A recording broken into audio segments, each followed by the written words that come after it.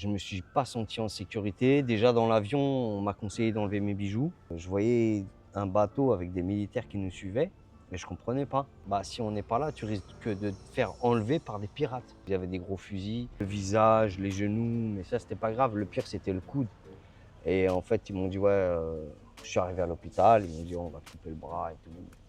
Alors là, j'étais un peu comme ça. J'étais avec une copine qui m'a aidé. Waouh.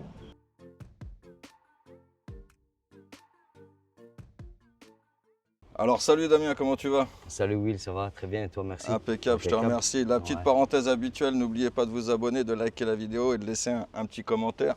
Alors dis-moi Damien, t'es arrivé en Thaïlande tout fraîchement, il n'y a pas très longtemps je crois, il y a quelques jours. C'est ça, ouais. Il y a 4 jours que je suis arrivé ici. Ok.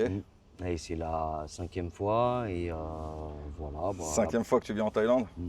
Pourquoi tu reviens en Thaïlande aussi souvent? Première fois il y a 10 ans en fait. Il y a Ouais. 10 ans que je suis venu ici avec des amis qui m'ont conseillé de venir et je suis venu avec eux. Bon, bah, j'ai découvert, j'étais un petit peu dépaysé, complètement dépaysé. Et j'ai pas compris ce qui s'est passé. Je voyais les routes, c'est pas pareil. Je voyais beaucoup de choses qui étaient complètement différentes. Mhm. C'était super dépaysant, mais agréable à vivre. Un peu perdu tu veux dire? Un peu perdu, ouais, complètement. Ouais, ouais, je pensais pas. Bah, je connaissais pas la Thaïlande du tout, en fait. Ouais, ouais. Et après, bon, bah, au final, je m'y suis adapté et super. Et ensuite, ben, je suis revenu 10 ans après. Ah, il t'a Et fallu 10 ans pour revenir la deuxième fois? ouais, parce que avec le travail, je pouvais pas forcément venir. Et puis après, bon, bah, au final, un jour, j'ai parlé avec un pote à moi. Je lui ai dit, bon, bah, on va aller peut-être en Argentine ou quoi que ce soit. Et puis j'ai dit, allez, Thaïlande. J'y suis déjà allé une fois, c'était super, viens, on y retourne. Voilà, Et du coup c'est toi qui lui as fait découvrir la Thaïlande ou il était déjà venu? je lui ai fait découvrir, ouais. Ok. Et après donc du coup t'es revenu Ouais, à chaque fois? ouais, je suis revenu à chaque fois. Ça fait 5 fois maintenant que je viens ici. Ok. Je suis pas déçu, les gens sont super sympas, l'accueil, il est jovial, les gens sont sympas, comment te dire? Le service, il est impeccable. Donc voilà quoi, merveilleux. Franchement, la Thaïlande, c'est un truc de fou, quoi. Et qu'est-ce qui t'a plu le plus alors en Thaïlande? Ce qui m'a plu le plus, moi franchement, ce que j'aime beaucoup le plus en Thaïlande, c'est vraiment, le service à la personne, c'est l'humain, l'humain. J'ai rien d'autre à dire. La C'est l'humain. générosité des Thaïlandais, C'est l'humain, ouais, c'est l'humain. ok. Tu peux pas trouver ça ailleurs. Après, peut-être que tu peux trouver ça ailleurs. J'ai pas fait le tour du monde. J'ai fait un petit peu le tour de l'Europe. Martinique, La Réunion, elle est équivalente à la Thaïlande. Je vous le dis direct. Ok, niveau Voilà. quoi? Niveau paysage, niveau... Niveau la population. Ah ouais, tu veux Ouais. dire les Réunionnais? Ils sont merveilleux. Ouais. Ok, Les Réunionnais et la Thaïlande, je les compare un petit peu niveau service, niveau sourire, niveau gentillesse, réception. Il n'y a rien à dire, ouais. Ouais. ok. Et t'as fait aussi les Philippines. Est-ce que tu peux nous dire un mot sur les Philippines? On ne savait pas trop où aller, l'Amérique latine et tout ça. Et puis, on a fait les Philippines et je me suis pas senti en sécurité. Déjà dans l'avion, on m'a conseillé d'enlever mes bijoux. Quand je suis arrivé là-bas, on a fait des excursions. Donc Manila, hein, la capitale, on est obligé de passer par là. De Manille, on est allé à Puerto Princesa. Et de là, on a fait des excursions en bateau. Et ce qui s'est passé, c'est que je voyais un bateau avec des militaires qui nous suivaient, mais je comprenais pas. Donc je suis allé les voir. On faisait des petites îles, comme on peut le faire en Thaïlande, hein. La même chose avec les speedboats, ceux qui connaissent, ils vont comprendre. Donc je suis allé voir les militaires. J'ai dit pourquoi, en anglais, pourquoi vous nous suivez? Ils m'ont dit c'est pour ta sécurité. C'est-à-dire, bah, si on n'est pas là, tu risques de te faire enlever par des pirates. Je dis bon, bah merci. On a pris des photos ensemble. Ils avaient des gros fusils. On prenait des photos ensemble. Ils étaient cagoulés. Les mecs super, vraiment géniaux, super gentils.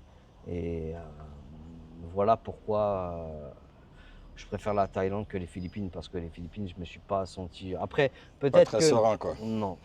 Et peut-être que après, il y a des gens qui vont me dire, moi, je suis allé aux Philippines, ça s'est bien passé. Ok, super, il n'y a pas de problème.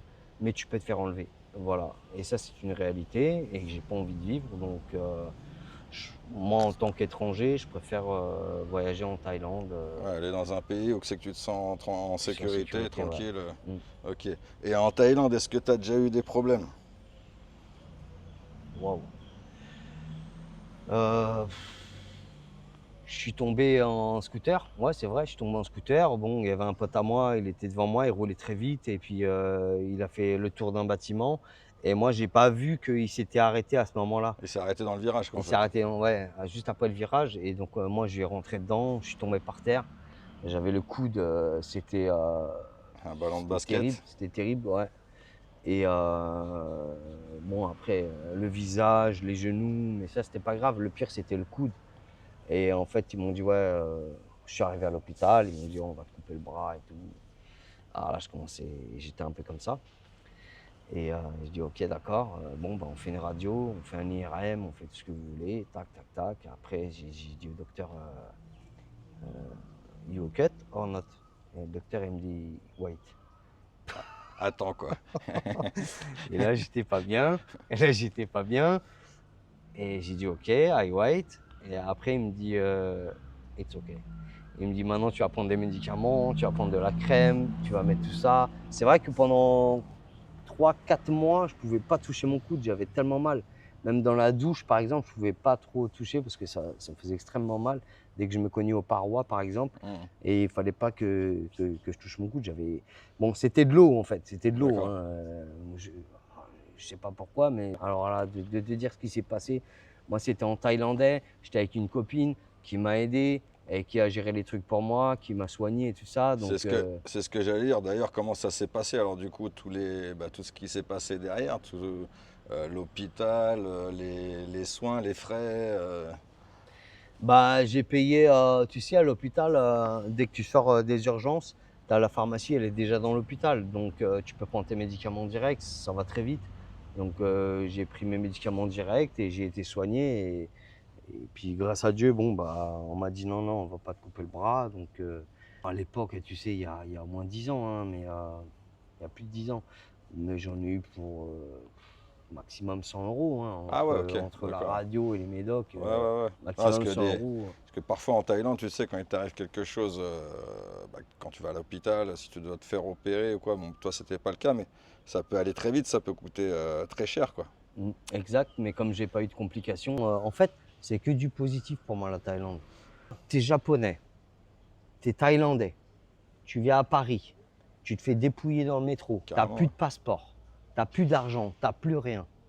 Donc on peut pas dire que la Thaïlande, c'est... Non, mais il faut juste relater les faits et être clair, c'est la réalité, c'est une réalité. Quand t'es touriste, t'es sensible, T'es une cible, t'es enfin, une tu cible, peux être une cible facile. exactement. Ouais, ouais. Mais quand tu es japonais et que tu es chinois ou que tu es taïwanais ou que tu es thaïlandais ou que tu es vietnamien, etc., cambodgien, ben, quand tu arrives en France, à Paris, tu es, T'es pareil, t'es une cible aussi, ouais. une cible. Hein. Tu es une cible très facile. Et c'est vrai ce Et que les tu dis. pickpockets, tu sais, comme on dit, l'habit fait pas le moine. Les pickpockets, ils arrivent en costard, ils te dépouillent, tu n'as rien vu, quoi. Tu n'as plus de valise, tu n'as plus de portefeuille, tu n'as plus de passeport, tu n'as plus rien. Et ça, c'est une réalité. Ici, non, franchement, ça fait 5 fois que je viens ici. Les gens sont tellement bienveillants. Il t'arrive un bobo, ils viennent t'aider, ils sont là pour toi. Ils sont incroyables. Et, je sais pas, j'ai rien à dire. J'ai rien à dire. Et quel est, toi, ton projet Thaïlande, si tu as un projet Thaïlande? Mon projet Thaïlande, ce serait de vivre en Thaïlande Ouais. d'ici peut-être 2030. Pourquoi? Parce que la France est dégringole. Donc on est taxé à fond. Mais par contre, voilà, après, il faut le dire, parce qu'il y a plein de vidéos où les mecs, ils disent, ouais, moi, je vais faire ci, je vais faire ça. Non, mais il faut de l'argent. Il faut travailler dur. Il faut travailler fort.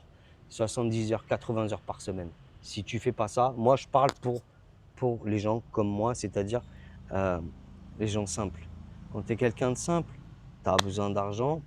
Et pour cela, il va te falloir travailler 70, 80 heures par semaine. Moi, je te dis pas, tu vas faire du trading. Je te dis pas, tu vas monter ta chaîne YouTube et tu vas être riche. Je te dis pas, tu vas monter un business, un restaurant, etc. Non, non, non. Tu es un simple travailleur, 70, 80 heures par semaine minimum. Et c'est comme ça que ça fonctionne. Tu veux dire pour mettre de l'argent de côté avant de partir Oui, s'expatrier, ouais. pour mettre de l'argent de côté, pour justement après faire ton choix. Si tu veux investir en immobilier en France, tu peux le faire. Si tu peux investir, si tu veux, en Thaïlande dans un business, tu peux le faire aussi. Mais pour ça, il va te falloir beaucoup d'heures de travail. Parce que ça c'est pas dit assez, je trouve, dans les vidéos. Et ça, pour moi, c'est super important. Ouais, Il faut être un grand travailleur. Et il n'y a pas le choix. 70-80 heures par semaine. N'oublie jamais ce que je viens de te dire. 70-80 heures par semaine. Et il n'y a que comme ça que ça fonctionne et qui va faire que tu vas pouvoir mettre de l'argent de côté, investir dans un business. Tu veux acheter une maison, un appartement, tu pourras le faire. Tu veux acheter un business en Thaïlande et tu pourras y vivre. Maintenant, moi, j'ai bien envie de vivre en Thaïlande. Je me laisse encore quelques petites dernières années et parce que la France, ça me démoralise, parce que la France, je trouve les gens, je trouve que la population, elle est, elle me donne pas de positif, quoi. mhm. Et voilà, et donc j'ai envie de me lever le matin et d'être heureux avec des gens sympas, etc. Ouais, d'être dans un climat plus positif, quoi. Bah ouais, super positif qu'en France tu trouves pas, quoi. Mm. Donc c'est assez compliqué. Maintenant, je pense que tout le monde me comprend dans ce que je dis et j'espère avoir rajouté une plus-value par rapport au fait qu'il faut travailler très fort. Si vous ne travaillez pas très fort, moi je suis quelqu'un de lambda comme tout le monde. Si vous ne travaillez pas très fort, vous n'y arriverez pas. Après, Donc toi, tu te verrais, donc toi, c'est ça. Donc si je comprends bien, toi, c'est tu charbonnes, là, tu mets de l'argent de côté mm, pour après pouvoir investir en Thaïlande. Tu ouais. aimerais investir dans quoi, toi? Eh ben, en fait, déjà en France, j'ai investi dans des appartements immobiliers. Ok, Il y en a un que je devrais terminer dans 4 ans à peu ok. près. Le deuxième, eh ben, si je le termine pas, on s'en fout des chiffres, hein. Si je revends, et je prendrai ce que j'ai à prendre, la banque prendra ce qu'elle a à prendre, et puis c'est tout, fin de l'histoire. Et en Thaïlande, eh ben, moi, c'est l'immobilier. Parce que moi, je ne sais pas faire grand-chose à part travailler dur Mhm. et investir dans l'immobilier. Ok. C'est tout ce que je sais faire. Voilà, c'est travailler dur, me lever le matin, faire 70-80 heures. Tu travailles Et dans quel domaine en France? je suis chauffeur de car. D'accord. Et dans le tourisme, bon, bah, j'ai des clients, je les trimballe en France tout entière et dans l'Europe. Grosso modo, c'est à peu près ça. Tu vois. Ceux qui font que 35 heures, comme mes collègues, mes anciens collègues qui sont chauffeurs de bus, je leur dis tout le temps, fais un deuxième boulot. Si tu fais pas un deuxième boulot, si tu fais pas 80 heures, tu t'en sortiras pas. Si tu veux vivre tes rêves, voilà, c'est tout. C'est comme ça, c'est pas autrement. Et à part la Réunion, tu trouveras pas un accueil aussi merveilleux qu'en Thaïlande. Voilà, c'est la Thaïlande et la Réunion. Et gros bisous aux Réunionnais et aux Thaïlandais, voilà. Et aux Français comme toi qui sont ici, quoi. Parce que, bah, en fait, en Thaïlande, tout est simple, tout va vite. Tu sais, c'est un bordel organisé. Et moi, j'aime bien les bordels organisés, tu vois. Mhm. Moi, je suis bordélique, mais je suis très organisé et je sais où j'ai mis mes affaires. Je sais tout ce que je fais. Et ben, la Thaïlande, c'est un petit peu ça. C'est un bordel bien organisé. Et tu te dis qu'en France, par exemple, tu sais, dans une petite rue, tu vois, le truc que j'ai vu qui m'a marqué hier ou avant-hier, c'est une petite rue avec des gros camions, avec un marché. Et tu te dis, mais le camion, il va jamais passer là-dedans. Nous, en France, on rentrerait pas là-dedans. Ce serait même interdit complètement. Non, eux, ils passent tout doucement et ils arrivent. Et ça marche Et quand même. c'est dingue et ça Mhm. marche. Ils sont magnifiques, avec le calme, avec la sagesse. euh, c'est incroyable. Ouais, ils sont super ces gens-là. Le calme, la patience, le service, le sourire, le beau temps. Bon, alors ça, évidemment, moi, j'aime pas le froid, donc évidemment. Et tout est dans l'ordre, même si c'est un bordel, parfois, pas toujours. Ici, par exemple, c'est carré, mais parfois, c'est un bordel organisé. Et moi, j'aime bien les bordels organisés. Ça me ressemble.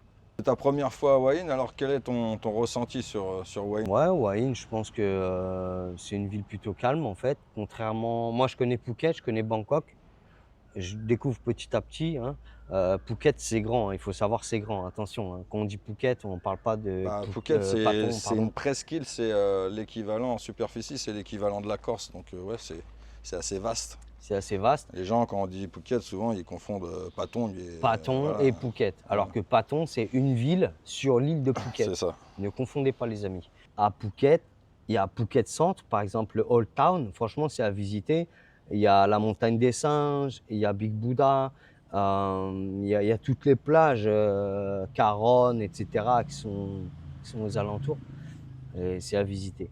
Maintenant, là, Huayin, maintenant, moi, ce que je constate, c'est que il y a- le tourisme, il n'est pas le même, en fait.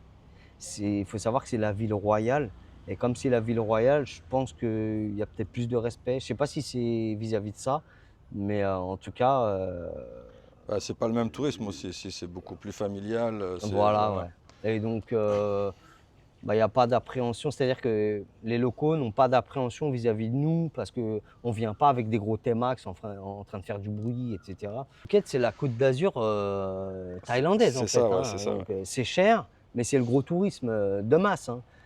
Et c'est un peu dur à supporter. Et donc, c'est vrai qu'à Hawaï, on trouve un calme qu'on ne trouvera pas à Phuket. Merci beaucoup à toi Damien d'avoir participé à cette vidéo. Merci aussi d'être venu à la soirée abonnée, parce que bah, Damien il est abonné depuis un moment et il est venu à la soirée abonnée. Si vous souhaitez avoir un entretien personnalisé avec moi, contactez-moi par email ou Instagram. Et puis, comme on dit, ciao bye bye, c'est ça? Ciao, bye bye. Allez, ciao bye Vive William et bye! vive vous. Et vive la Thaïlande! Et vive la Thaï Thaï.